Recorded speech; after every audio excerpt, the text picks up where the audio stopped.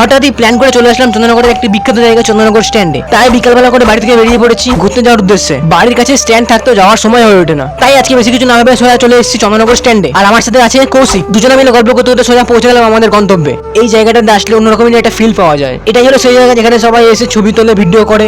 এছাড়াও এখানে কিন্তু শর্ট ফিল্ম সিনেমা হয়েছে অনেকবার। তারপর আমরা হাঁটতে হাঁটতে এসে বসে গেলাম একটা বেঞ্চে। এখান থেকে গঙ্গার ভিউটা দারুণ লাগছে, আর পাশে রয়েছে জলশ্রী রেস্টুরেন্ট। তারপরে এরকম একটা সুন্দর ওয়েদারে শুরু হয়ে গেল হালকা হালকা বৃষ্টি এবং ফুরফুরে হাওয়া তো লেগেই রয়েছে। এখন কিন্তু চন্দননগরের ওই পাড়টা দেখতে পাচ্ছ মারাত্মক লেভেলে বৃষ্টি পড়ছে, পুরো সাদা সাদা হয়ে গেছে, কিচ্ছু পরিষ্কার দেখা যাচ্ছে না। কিন্তু আমাদের এখানে কিন্তু একটু বৃষ্টি পড়ছে না, কারণ আমরা যেখানে বসে আছি সেখানে উপরে গাছ রয়েছে, সেই জন্য বৃষ্টির ফোঁটা গায়ে লাগছে না। বৃষ্টি একটু কমতে সঙ্গে সঙ্গে চলে আসলাম রানীঘাট। এখান থেকে চারিদিকের ভিউটা জাস্ট অসাধারণ। রানীঘাটের ভিউটা এনজয় করে চলে আসলাম পাশের ঘাটে, যেখানে সমস্ত বড় বড় জগৎ ঠাকুরগুলো বিসর্জন দেয়। এই ঘাটে সবসময় বেশ ভালোই ভিড় থাকে। তারপর এখান থেকে ভিডিও চলে গেলাম একটা চায়ের দোকানে চা খেতে। যাই হোক, আমরা খাই চা, তোমরা করো সাবস্ক্রাইব। দেখা হচ্ছে পরে কোনো নতুন ভিডিওতে। ভিডিওটা কেমন লাগলো অবশ্যই কমেন্টে জানিয়ে দিও। সাবস্ক্রাইব করতে ভুলো না কিন্তু। টাটা।